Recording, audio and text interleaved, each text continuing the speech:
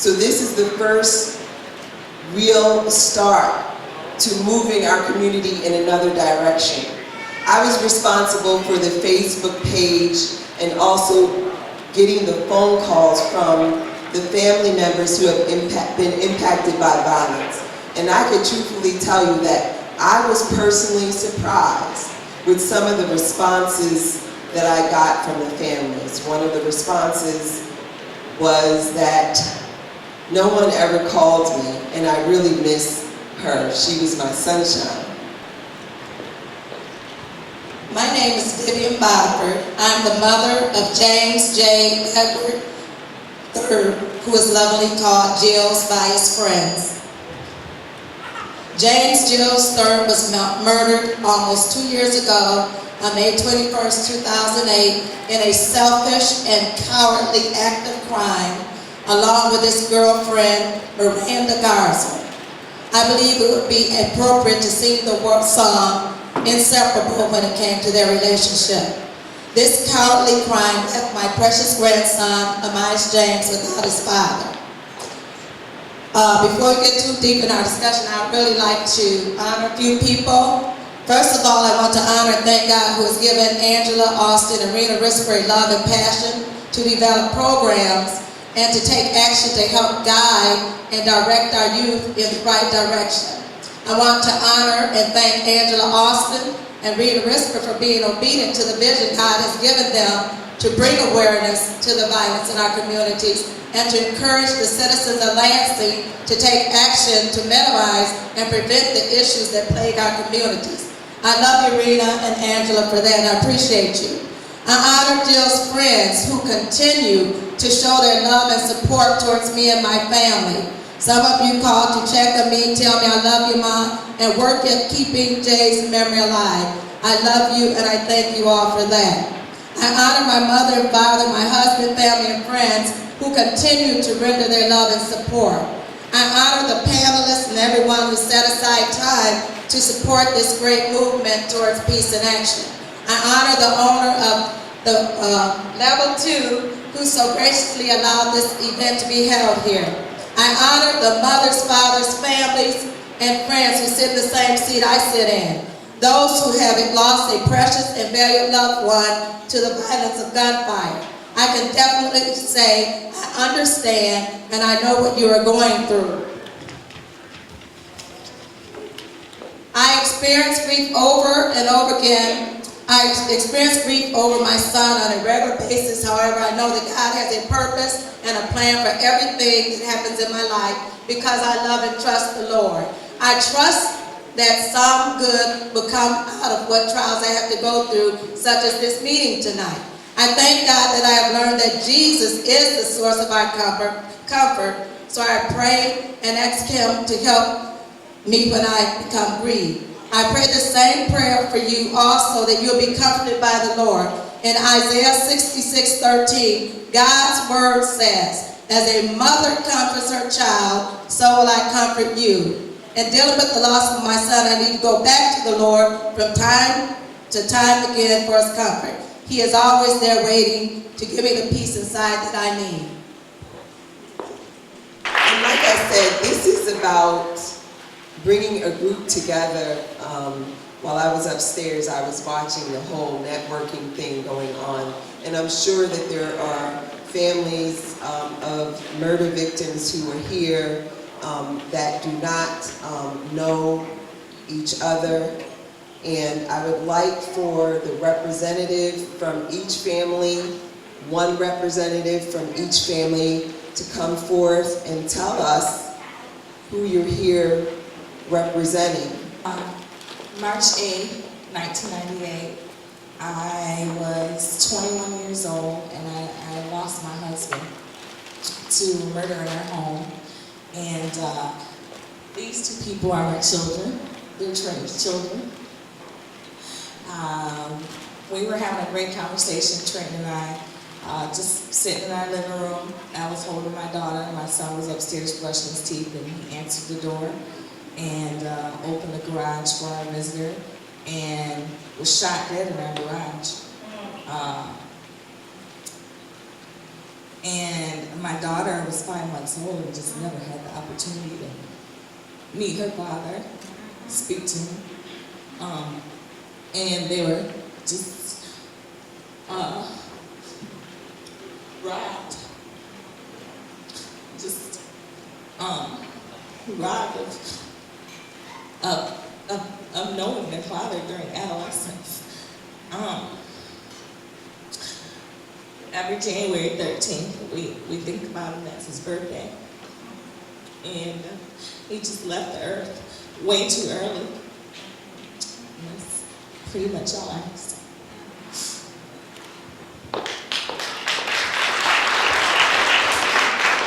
I'm going to go to Ms. Garza.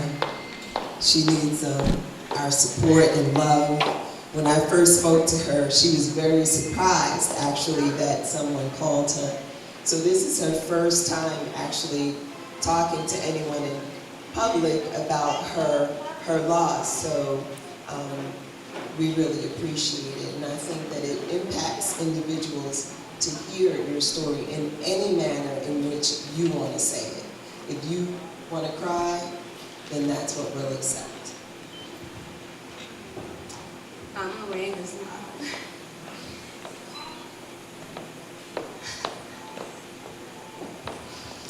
And my sunshine was taken from us May 21st, 2008.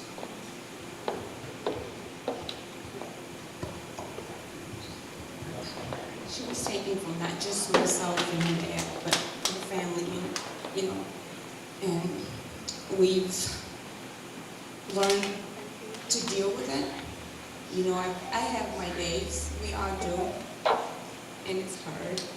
And I was surprised when you called me and asked me to come, because no one's ever called me. I've had to deal with this with my family and my friends, and I've sought counseling on my own, which was never offered to me. But we miss her dearly, and she is my sunshine. She's our sunshine, and our chain was broken May 21st, 2008, and we can't repair it. It's hard. But we just take day by day, and we just deal with our pain, we deal with our loss. And I pray to God that He gets me from one day to another.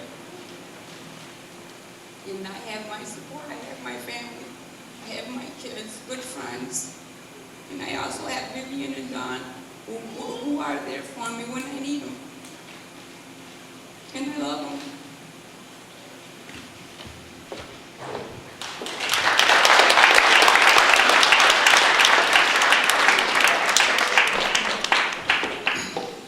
Next we have Miss Somerville, who is the mother of James Lauderdale.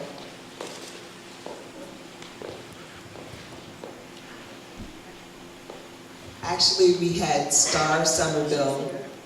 Come out here, Star. Come up. Look, Star is the star because she actually, what we do at One Love Global is we include you in whatever we do. So I called up Star and said, Star, we need somebody to be on the radio. She was like, okay. So Star was our voice on the radio because we can't do this without getting the families involved. So I would like you to talk a little bit about Jane. Hi, my name is Jacqueline Somerville. This is my daughter, Star. And my son's name was James Lauderdale III, and he was taken away from us last year on June 26th, in his home in the middle of the night. And he had two beautiful daughters that left without a dad, a lovely girlfriend,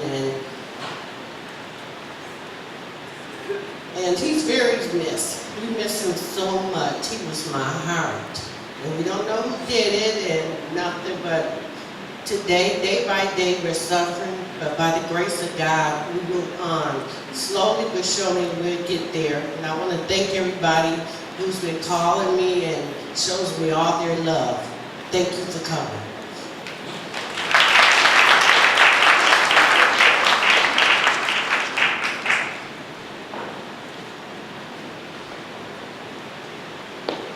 Next Next, we have Mr. Conley. He is the grandfather of Darren Javon Jackson, otherwise known as Piggy. And he's just going to say a few words about his grandson. Good evening. First of all, I'd like to thank Ms. Risper and the rest of the crew for arranging this. This is something I think that our community has been missing for quite a few years. And this is a start. I hope we all continue to support this effort. First of all, I'd like to say I still miss my grandson, Piggy. He was murdered 4 years ago, on July 4th. He was down on the south end on Washington Avenue, helping his friend launch a rap record. And he was murdered outside the club down on South Washington.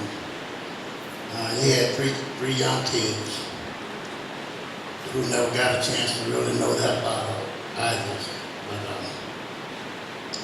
all I can say is I used to kid him all the time. I'd come and I'd knock like someone was knocking on the door, and I said, who is it? And I already told him a job. But at his funeral, I told him, you know, his work was already done.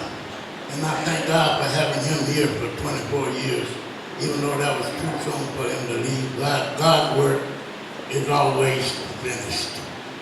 Maybe I feel like Piggy's life wasn't finished because he left us much too soon. And on behalf of my family and my daughter, I'd like to say we still miss you, Piggy.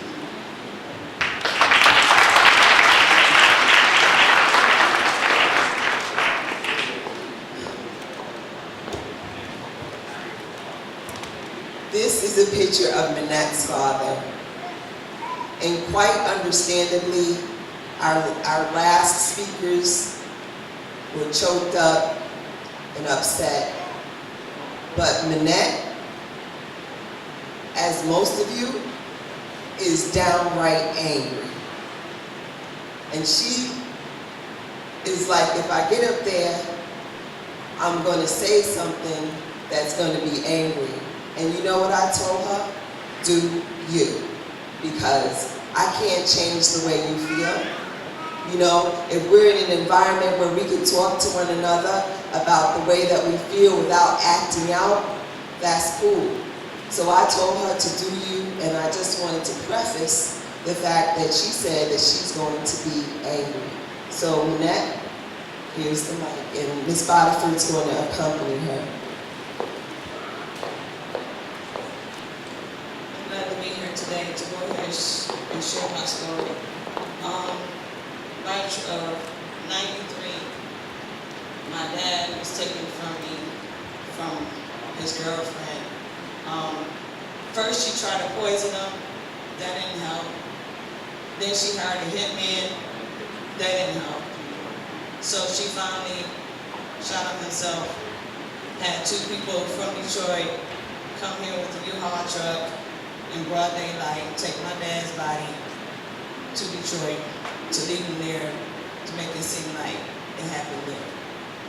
I'm mad as hell because my dad was only 53 years old, and my two kids is not gonna see their granddad at all. And I have zero tolerance for people that take people's life. I'm mad as hell.